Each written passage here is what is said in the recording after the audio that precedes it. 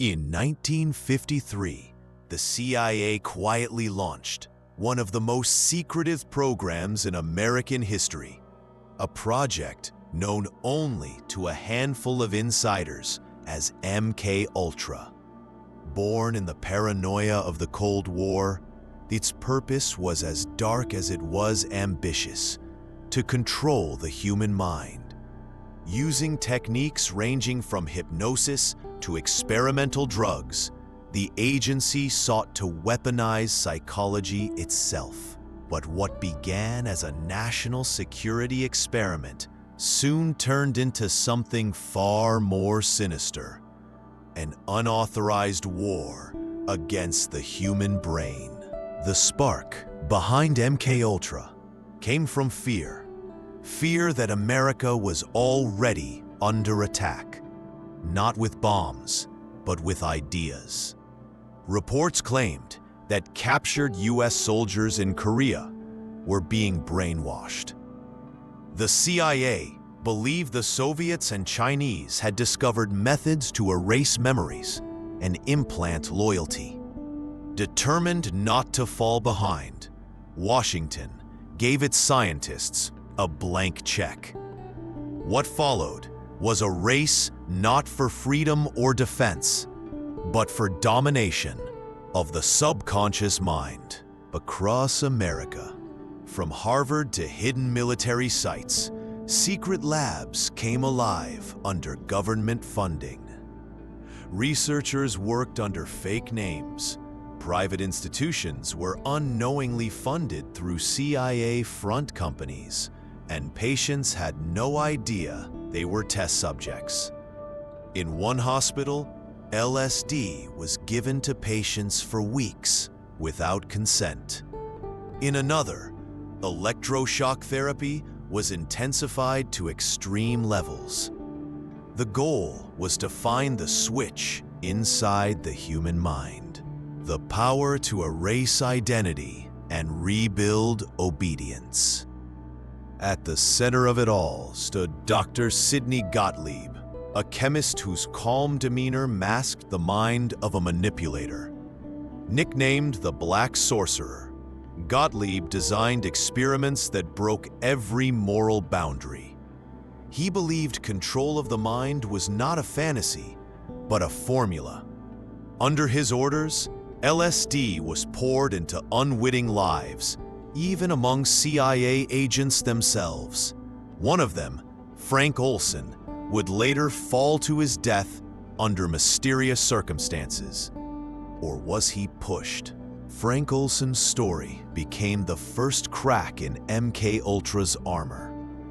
Officially, he fell from a New York hotel window in 1953 after being secretly dosed with LSD. But decades later, declassified files suggested something darker: that Olson wanted out and the agency silenced him. His death was labeled suicide, but evidence pointed to murder. For years, his family fought for truth.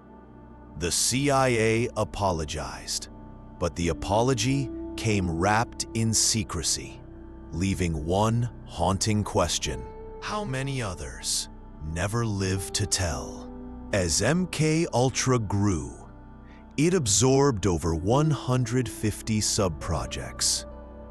Universities, prisons, and hospitals were pulled into its orbit, many unaware of their true funder. Experiments spread like a virus through American institutions. Prisoners were promised freedom in exchange for voluntary tests. Students thought they were joining psychology studies. Every file stamped top secret carried the same unholy goal: to engineer obedience, to create perfect subjects for interrogation, control, or even assassination. The CIA saw LSD as a miracle weapon. They believed it could expose secrets, erase memory, or reprogram loyalty. Agents dosed each other without warning, sometimes losing their grip on reality for days. Field experiments stretched from safe houses in New York to brothels in San Francisco, where sex workers were paid to lure subjects into drug traps. Behind two-way mirrors, agents watched as minds unraveled, all in the name of national security. In San Francisco and New York, the CIA ran brothels disguised as safe houses. Hidden cameras recorded every moment as unsuspecting men were drugged with LSD. It was called Operation Midnight Climax, and it revealed the agency's obsession with control at any cost. Agents watched how people behaved under influence, studying their vulnerability. The irony? Many CIA officers themselves became addicted to the very drugs they weaponized, caught in the experiment's own chaos. Years later, fragments of MK Ultra began to leak. Journalists uncovered hints of human experimentation. A few surviving scientists broke their silence, horrified by what they'd done. But the agency fought to keep the truth buried. In 1973, then CIA Director Richard Helms ordered all MK Ultra files destroyed. Thousands of documents vanished overnight. Only a handful escaped the purge, enough to expose a glimpse of the horror, but never the full picture. In 1975, the U.S. Senate launched the Church Committee to investigate intelligence abuses. For the first time, MK Ultra was named in public. Senators were stunned. Secret human experiments, mind-controlled drugs, and government-funded torture had all been real. Yet without most of the files, the full scope remained unknown. America had looked into its own reflection and seen a monster, one built by fear, secrecy, and the pursuit of control over human will itself. When the truth surfaced, victims began coming forward. Former patients, soldiers, even civilians who had no idea they'd been part of an experiment. Their stories were haunting. Weeks lost to drug-induced fog, memory gaps, and violent flashbacks. Many filed lawsuits, but justice moved slowly. The government hid behind secrecy, claiming national security. For the survivors, the real punishment was never in courtrooms. It lived in their minds, rewritten and scarred forever. Investigators later discovered that only a few thousand pages of MK Ultra records survived the 1973 purge. What remained hinted at far greater horrors: behavioral modification, sensory deprivation, even psychic experiments. Some files referenced Subproject 130 and artichoke continuations, names never explained. Historians believe the missing data could fill entire vaults. The destruction of those documents ensured one thing: the full truth about MK Ultra may never be known, buried deeper than any classified vault. Though MK Ultra ended officially in 1973, its echoes ripple through today's research.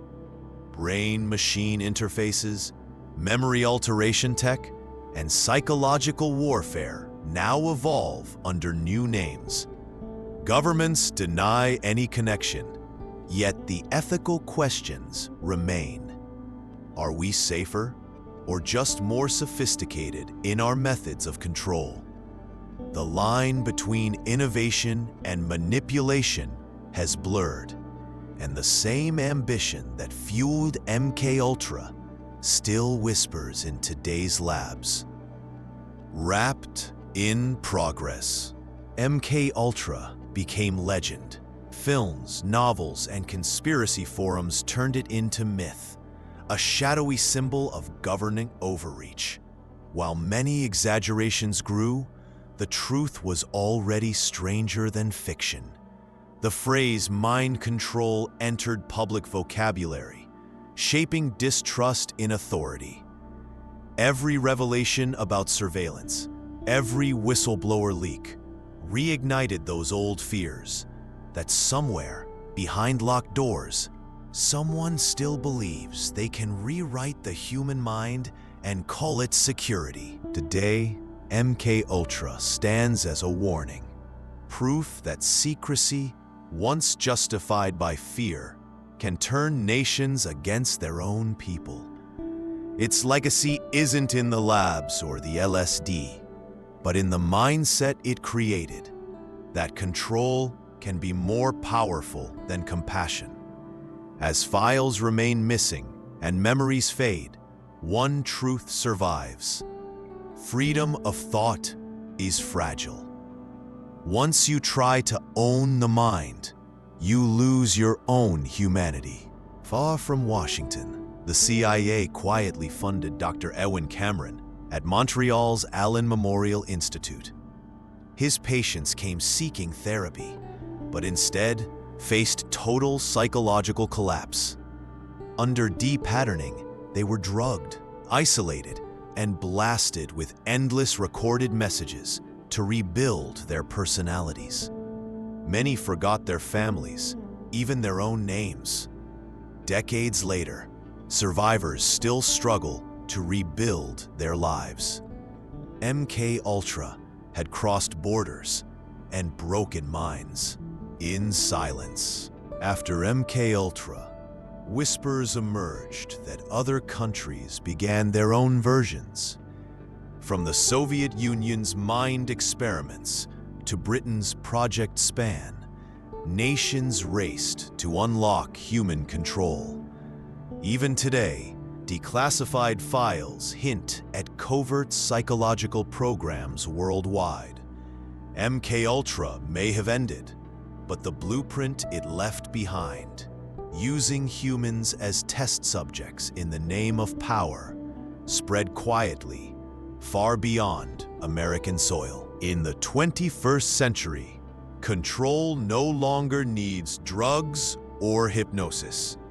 Technology now does what MKUltra dreamed of. Algorithms track behavior, social media manipulates thought, and targeted ads shape emotion. It's not called mind control, but it feels close. What the CIA failed to build in the lab, corporations perfected in the cloud. The experiment continues, just with new names and willing participants scrolling every day. Declassified records revealed that MKUltra's reach was deeper than anyone knew. Some recovered memos described long-term behavioral conditioning and interrogation refinement. Many experts believe hidden archives still exist, sealed inside undisclosed intelligence vaults. Each year, historians petition for their release, and each year, the files remain locked. Somewhere beneath layers of redacted ink, the last secrets of MKUltra still wait for light. MKUltra wasn't just a project. It was a warning. It showed how easily the pursuit of security can become a quest for control. Today, as AI, neuroscience, and surveillance merge, humanity stands at a crossroads again. We can choose transparency or repeat the cycle of hidden experiments. The real question isn't whether mind control existed, it's whether it ever truly stopped. What you've just heard isn't fiction. It's history. Documented, denied, and still echoing through modern science. MKUltra was meant to protect freedom, yet it nearly destroyed what freedom means. If this story opened your eyes, hit like to support real storytelling, subscribe to Reality Decoded, and share this video so more people learn what was once buried in classified vaults. Because some secrets don't stay secret forever. They evolve and watch from the shadows.